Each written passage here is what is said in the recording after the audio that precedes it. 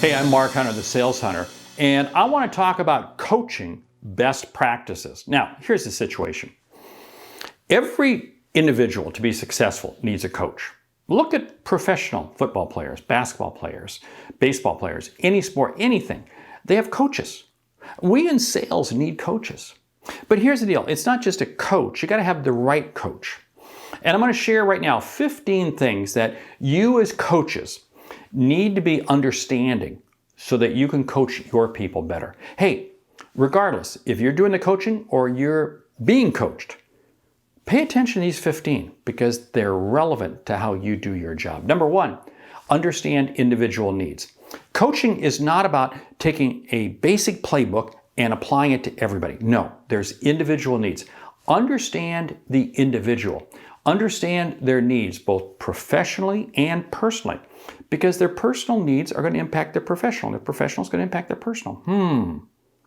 Number two, demonstrate consistency. You have got to demonstrate. The easiest way to demonstrate consistency is if you have a coaching call with them every Tuesday at 2 o'clock, you make sure that you're there every Tuesday at 2 o'clock. It's not just, well, you show up 10 minutes late or you say, well, I got to cancel, I got to move it. No. Demonstrate consistency. Success in sales is about being consistent in what you do. And it starts with how you coach.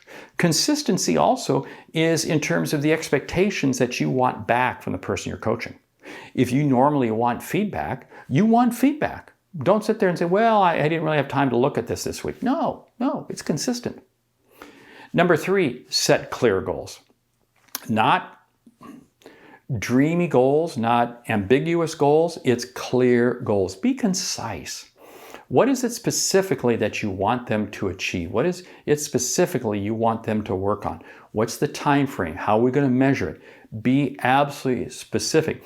Because otherwise what happens is things begin to go sideways. And before you know it, all you're doing is just having a conversation. You're not really doing anything specific. Number four, use real data. This is going to challenge you because you got to get real data on their situation. Don't just say, well, I see this happening over here. I think this is going. No, get specific. Get specific because this is going to help the person you're coaching because otherwise they're going to discount what it is that you're saying. But if you're pointing to an absolute number, an absolute situation, saying this is the example, we're going to work on it, that's real data. It's going to take on more meaning. Number five, regular feedback. Now, regular feedback goes both ways. Regular feedback is you got to let them have a chance just to share with you. Remember, you're coaching them. You got to let them do the majority of the talking. Regular feedback, though, also means that you're available to them. You may have a meeting set up every other week, but there may be a time during the middle of the week where they need to reach out to you. Be available. You want to be able to provide them regular feedback when they need it. Now, got to keep sacred the coaching time. But other windows of time, if they open up, hey, make yourself available for them. Give them feedback. And when you give them feedback, be positive. Praise them. Praise them. Especially when they're coming to you with a challenge in between coaching calls. Find a way to praise them because you want to leave them on a positive note. Number six, be authentic and transparent. Hey, you want them being authentic and transparent to you, right? Well, guess what? It starts with you. You better be authentic. If you've had a challenge with this, tell them about it. If you're having an issue with this, tell them about it.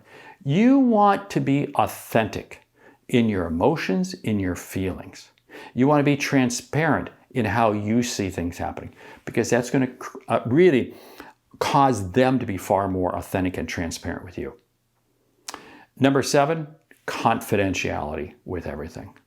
You can't allow anything that you say to go outside. In other words, what happens in the coaching session stays in the coaching session. And you got to watch yourself that you don't sit there in a coaching session and say, wow, I saw this person do this, and you mentioned somebody's name. What does that do? That suddenly tells them that they can't trust you because you may hear something and then are they going to repeat my name when they're talking to somebody else? Whoa, stop. Confidentiality is absolutely key. Even long after the coaching session ends, even after the long, you may coach a person for a year, maybe done, you still keep that confidential. Number 8, skill development. It's all about skill development. But don't sit there and try to take on 10 things at one time. Don't. It's no more than 1 or 2 at the most. That's it. Focus in. Create success with one particular skill and then move on to the next one. Don't sit there and try to take on everything. Number 9, measure results. You've got to measure results. If you've said, hey, I want you to be working on this, then guess what? You've got to ask them to measure results. Ask them to measure their results. This is what's key. I always love asking them to measure their results and to share those results with you. And then you provide feedback. Because what you're trying to do is you're trying to get them into a habit of self-coaching. Number 10, promote continuous learning. This picks right up on this. You want to promote continuous learning. You want them to be coaching themselves 24/7.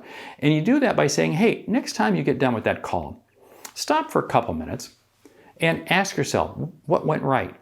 What did you like? What maybe could you have changed? If you're recording the calls, go back and listen to the recording. Have them listen to the recording themselves and critique themselves. It's promote continuous learning. Number 11, got to be flexible. Got to be flexible. Not everybody is going to learn in the exact same manner, at the exact same speed, and the exact same style. I got to be flexible. I got to be flexible to fit their personality. Now, I'm not saying I'm going way out of my way for them. No. But I got to understand that sometimes for some people, I've got to break down the challenge. I got to break down the problem a little more and explain it to them. Give them a few more examples. That's okay. That's being flexible. Being flexible also is, like you said, they may come out of a call and they're a little bit down. You want to be available that they can call you. And we can have a little quick 5-10 minute coaching session right there. Number 12, celebrate success. Can't stress this enough. Sales is emotional. Sales is difficult. And you've got to be continuously celebrating success, because if you're not celebrating success, there's so much negativity out there. They're going to get down. And the celebrate success might be a very small thing. They may have finally been able to get a conversation with one person they've been trying to get. Celebrate it. Yes. Praise them for it. And that takes us to 13, which is optimism in everything. No customer wants to hang out with a pessimist, right? No employee wants to work for a pessimist. It starts with you. You got to be optimistic in everything. You've got to help them see success. This means you're keeping your eye on the prize.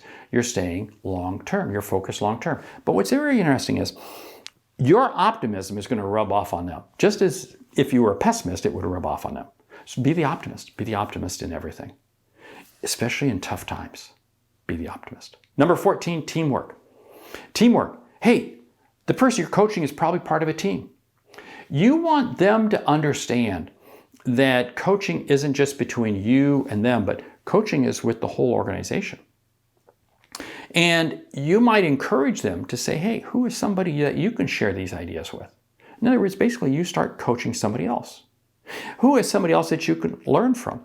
Promote teamwork in the organization. And number 15, you yourself, be open for coaching. Just as you're coaching people, who's your coach? You want to be open to say, I may need to model my coaching a little bit differently. I may need to shift something a little bit differently. Absolutely key. The reason I share these with you is very simply this. There is a tremendous amount of upside with every salesperson you work with, just as there's a tremendous amount of upside with you. And I believe that success is going to come through coaching you. When you up your game, your people will have the ability to up their game. I want you to reach out to me. If you're having a sales meeting coming up, reach out to me, call me, and let me be part of your sales meeting. Let me help you in this. Let me guide you in this.